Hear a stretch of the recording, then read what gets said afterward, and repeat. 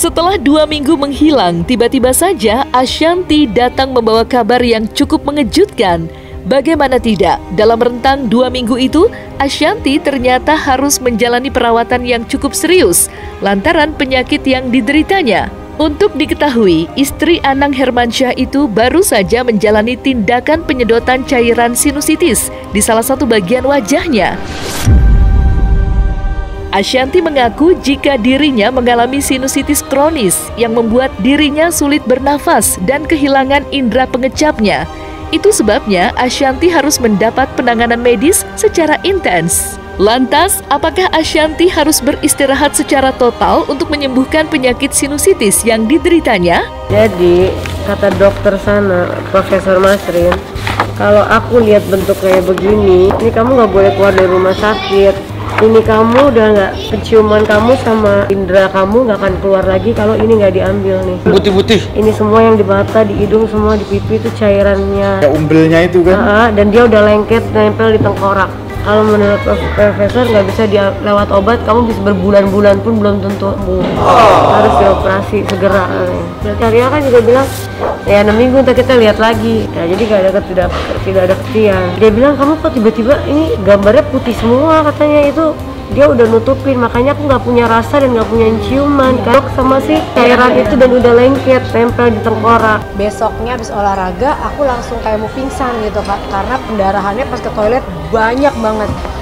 Yang kan kalau orang pendarahan banyak tuh bikin lemes ya, lemes sampai kayak kunang-kunang.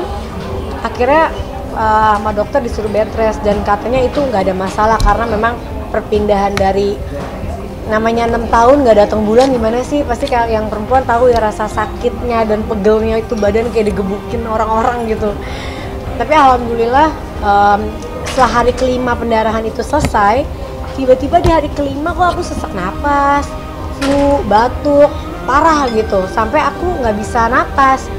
Akhirnya dibawa ke rumah sakit, udah selesai pendarahan, dia baru selesai, tiba-tiba divonis aku kena sinusitis. Nah sinusitisnya itu udah parah banget sampai, dan kenapa aku kaget ada sinusitis, karena seumur hidup aku nggak pernah namanya ada sinusitis, baru ini gitu. Cuma dulu dokter pernah bilang hidungku tuh kan asli dari lahirnya agak miring kan, ini kemungkinan kamu bakal bisa sinusitis, tapi sampai aku gede tuh nggak pernah. Nah baru hari ini ternyata dibilang sinusitis. Nah itu di sini tuh udah banyak banget, udah penuh di pipi, di hidung, di dahi, sama di mata.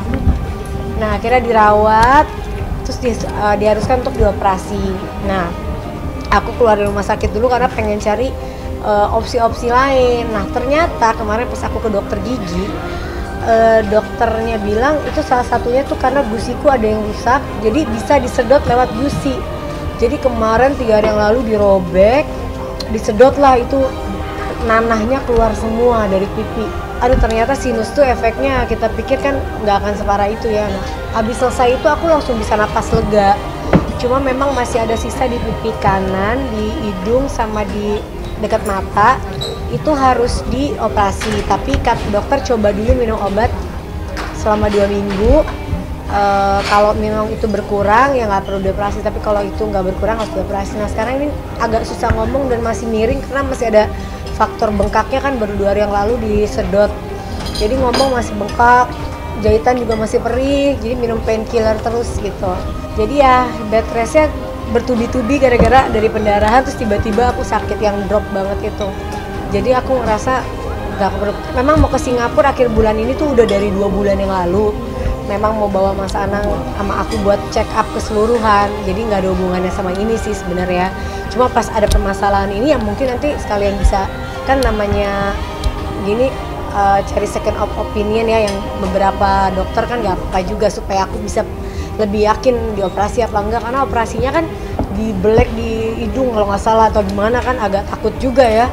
Kalau kemarin dari dalam gigi tuh kenapa aku iyain, karena udah terlalu gak bisa napas, terus terlalu banyak sampai penuh di pipi kalau dilihat dari gambar ronsennya, dan sudah mengganggu banget.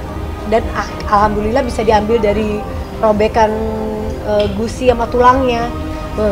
Itu kayak kemarin bedah kecil gitu pas dikerjain, alhamdulillah bisa. Yang sebelah kanan mungkin nanti minggu depan, karena ini masih sakit banget ya. Terus aku mikir ada launching RC, kalau aku dua-duanya aku kerjain tuh kayak nggak takut nggak bisa datang launching, terus kayak sakit banget gitu.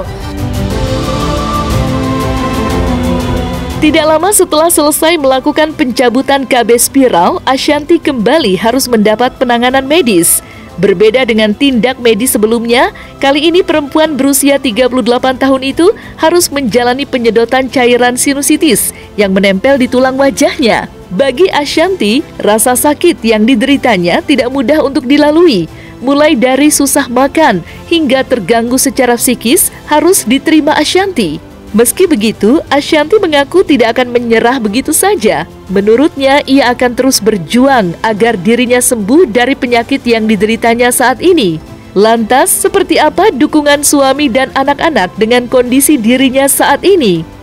Mas Anang alhamdulillah support banget ya, walaupun mungkin bukan yang ngurusin aku gitu, tapi ya dengan dia selalu ada, dengan dia pergi gitu, tiba-tiba dia pulang, terus dia juga ngasih makannya gimana, nah maksudnya selalu dia mau tahu tentang keadaan aku, anak-anak juga empat-empatnya, jadi alhamdulillah anak sama suami support semua dan keluarga ya, jadi itu yang buat aku juga jadi punya motivasi untuk berjuang gitu.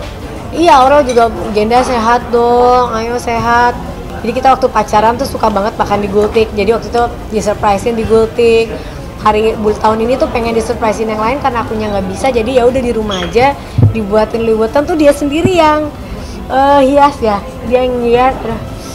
Jahitannya kalau kegesek sakit. Dia sendiri yang hias. Dia sendiri yang bentukin hati. Dia sendiri yang ngaroin makanannya. Terus ya udah kita makan bareng-bareng, kan Mas Anang tahu aku tuh seneng ngumpul, seneng rame sama tim, jadi dia pengen bikin aku happy, kita makan bareng.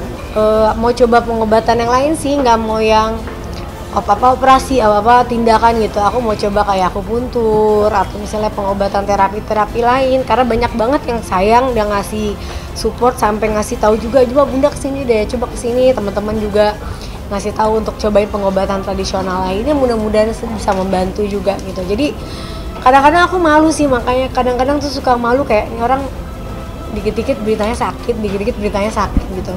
Tapi ya udah mau gimana, namanya manusia ya, mungkin ada cobaannya. Aku di kesehatan, cuma aku selalu berjuang supaya aku tetap sehat karena kan anak juga masih ada yang kecil-kecil.